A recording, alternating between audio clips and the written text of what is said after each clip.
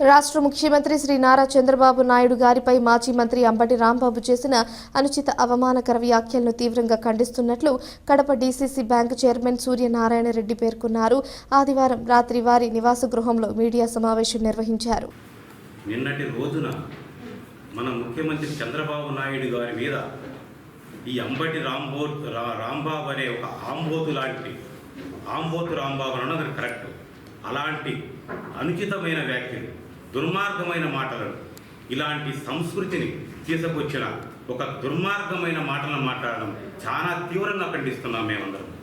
ఎలాగంటే అలాంటి మాటలు మన సంస్కృతిలో, అలాంటి వైసీపీ పాలనలో అలాంటి దుర్మార్గుల అనుచిత వ్యాఖ్యలు చేయడం అనేది చాలా విచారం వ్యక్తం చేస్తున్నాం. ఎందుకు దుర్మార్గంగా ఇలా మాట్లాడుతున్నాడు అనేది ప్రతి ఒక్క టీడీపీ కార్యకర్త కూడా ఈరోజు అతని మీద బగ్గున మండిపోతున్నాం.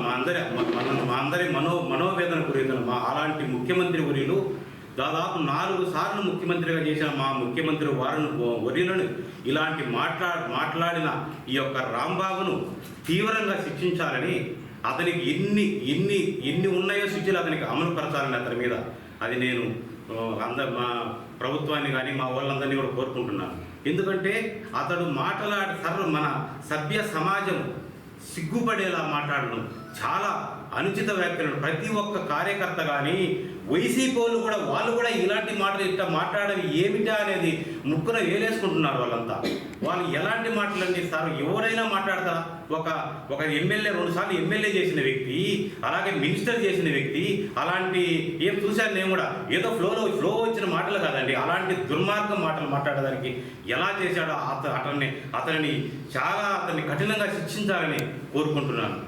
వాళ్ళకు వైసీపీ వాళ్ళకి అందరికీ అదే ఒక నీచ సంస్కృతి ఉంది వాళ్ళందరికీ. ఎలాగంటే ఒకటి కాదు వాళ్ళు మాట్లాడేది, అలాంటి వాళ్ళు చాలామంది ఉన్నారు. ఏదైనా మాట్లాడతారు, నోటికి ఏదొస్తే వాళ్ళని మా తెలుగుదేశం కార్యకర్తలు కానీ మేము కానీ ఎటువంటి పరిస్థితుల్లో వాళ్ళని వదిలిపెట్టేదే లేదు. వాళ్ళు ఏమి చేశారో దాన్ని శిక్ష ఖచ్చితంగా అనుభవిస్తారు వాళ్ళు. ఇలాంటి మాటలు మేము ఎక్కడ అనలేదండి. ఒక మినిస్టర్గా చేసిన వ్యక్తి ఇలా మాట్లాడడం చూస్తూ ఉంటే మా కార్యకర్తలకు కానీ మాకు కానీ చాలా ఉడికిపోతున్నాం మేమంతా. వాడిని చూస్తే ఆ మాటలు అది ఒకసారి యూట్యూబ్లో కానీ చూస్తే ఏంది ఇలా మాట్లాడా అనిపిస్తూ ఉంది. అందువల్ల అతను ఎటువంటి పరిస్థితుల్లో వదిలిపెట్టే ప్రసక్తి లేదు. అతనికి మన శిక్ష, వాళ్ళకి ఎటువంటి పరిస్థితుల్లో శిక్ష పడడం ఖచ్చితంగా జరుగుతుంది.